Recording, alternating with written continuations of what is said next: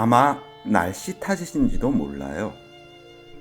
낮 시간이 흘러감에 따라 모든 것이 손에 찐득거리며 늘어붙었다.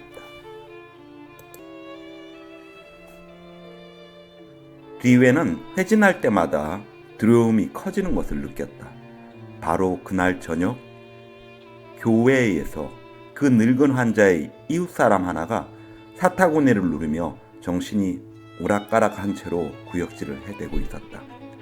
임파선들은 수위의 것보다도 더 컸다. 임파선 가운데 하나가 곪기 시작했고 얼마 안 가서 썩은 과일처럼 터졌다. 리웨는 집에 돌아오자 도청에 약품 보관소에 전화를 했다. 그날 기록된 그의 임상 메모에는 해답이 부정적임이라고만 쓰여 있었다. 그런데 이미 다른 곳에서도 비슷한 증세 때문에 그에게 진찰 의뢰가 들어왔다. 종기를 째야만 했다. 그것은 뻔한 일이었다.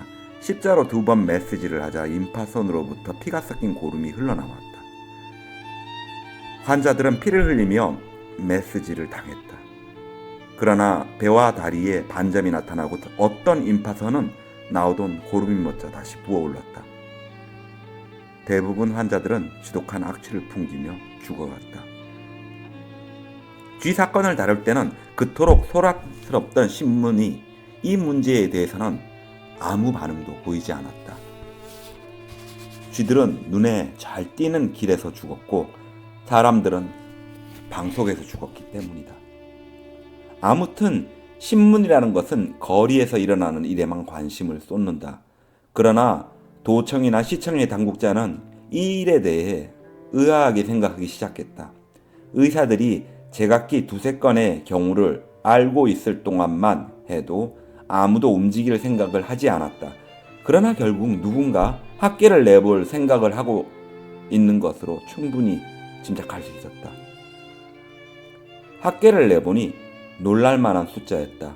겨우 며칠 동안에 사망 건수가 차차 더 늘어났고 이 이상한 병에 대해서 걱정하고 있는 사람들은 이것이 틀림없는 전염병이라는 사실을 확신하게 되었다. 리에와 같은 의사이자 그보다는 훨씬 나이가 많은 카스텔 씨가 그를 만나러 온 것은 바로 그 무렵이었다. 물론 그가 말했다. 리웨, 당신은 그 병이 무엇인지 알고 있겠지요? 그가 물었다. 저는 분석 결과를 기다리는 중입니다. 나는 그 병을 알아요. 그렇기 때문에 분석할 필요가 없단 말이요. 나는 중국에서 얼마 동안 의사생활을 했었어.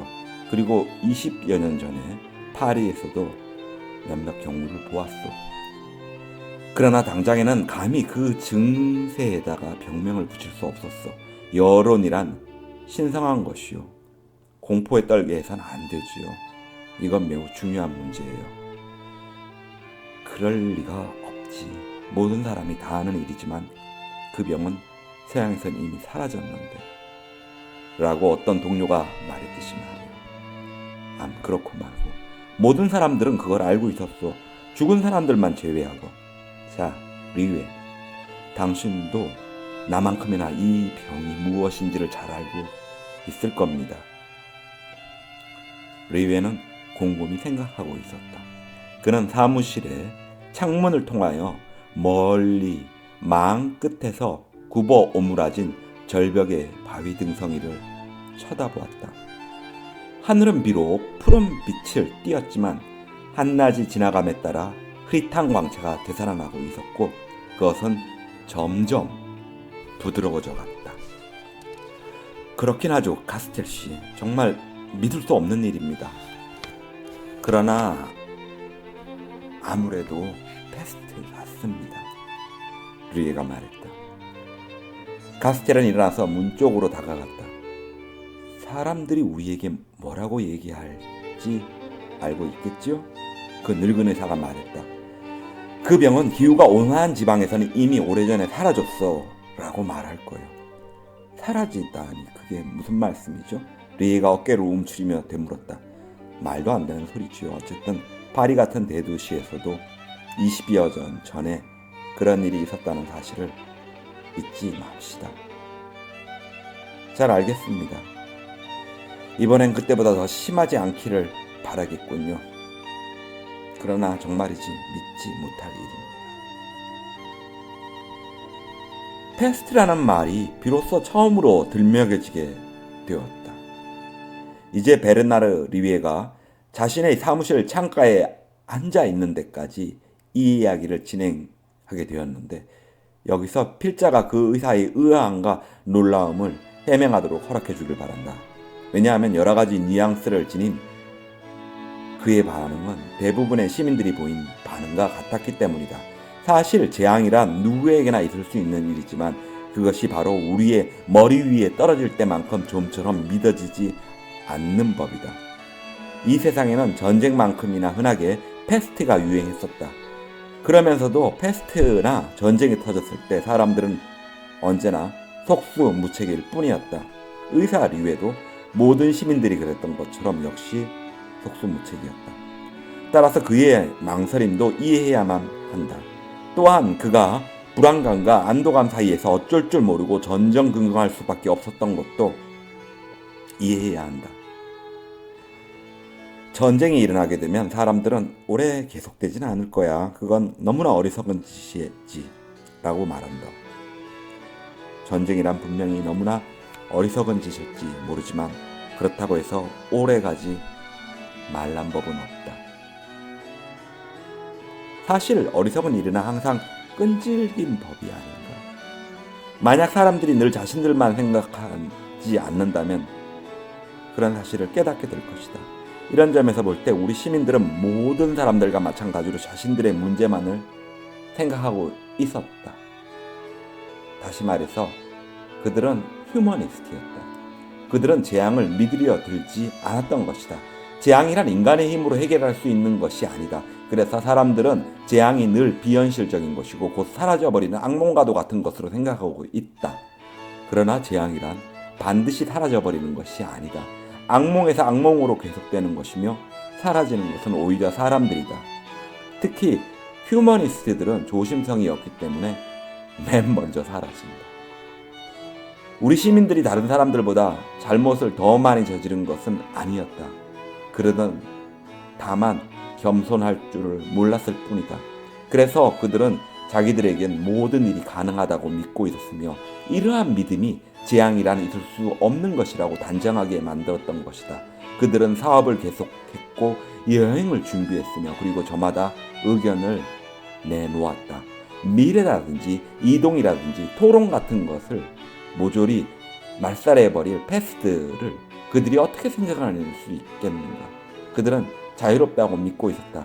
그러나 재앙이 존재하는 한 어느 누구도 자유로울 수가 없는 법이다. 그런데 의사 리웨는 여러 지역에서 느닷없이 패스트로 죽어간 환자가 수없이 많다는 사실을 자기 친구에게서 듣고 나서도 별로 위험을 실감하지 못하고 있었다. 단지 의사이기 때문에 그 고통에 대해서 대강 알고 있었고 좀 더 풍부한 상상을 할 수 있었던 것이다. 창문으로 아무 변화도 없는 시가지를 바라보면서 의사는 이른바 불안이라고 일컬어지는 미래에 대한 가벼운 어지럼증을 느꼈지만 그리 대단한 것은 아니었다. 그는 이 병에 대해서 자신이 알고 있는 바를 머릿속에서 정리해 보려고 애썼다. 숫자들이 이것저것 기억 속에서 떠올랐다. 그리고 역사의 기록에 의하면 대략 30회에 걸친 대규모의 패스트가 창궐하여 거의 1억에 가까운 사람이 죽어갔다는 사실을 생각해 보았다. 그러나 1억의 사망자란 대체 무엇을 의미하는 것일까? 전쟁 중에 한 사람이 죽었다는 사실이 어떤 의미가 있는지 안다는 것은 거의 불가능하다. 그리고 인간의 죽음이란 죽는 순간의 모습을 누군가 목격했을 때만 의미를 갖는 것이므로 기나긴 역사를 통하여 내던진 1억의 시체들은 단순히 상상 속에서 한 줄기 연기에 불과할 뿐이다. 의사는 콘스탄티노플에서 발생했던 패스트를 기억해냈다. 이 패스트는 프로코프에 의하면 단 하루 동안에 10,000명의 희생자를 냈다는 것이다. 10,000명의 희생자 수는 대형 영화관 관객의 5배가 된다. 이렇게 생각해보자. 5군데의 영화관에서 나오는 사람들을 모두 한데 모아 도시의 광장으로 데리고 간 후 그곳에서 무더기로 죽인다면 좀 더 명확히 머리에 떠오를 것이다. 그러면 적어도 이름 모를 시체 더미 위에 아는 사람들의 얼굴을 대신 올려놓을 수 있을 것이다. 그러나 이와 같은 일은 있을 수도 없을 뿐만 아니라 어느 누가 10,000명이나 되는 남의 얼굴을 알고 있단 말인가. 더구나 프로코프 같은 사람들은 수를 헤아릴 줄도 몰랐음이 분명하다. 70년 전 광동에서는 4만 마리의 쥐가 패스트로 죽고 나서야 비로소 주민들이 재앙에 대해 관심을 가지게 되었다.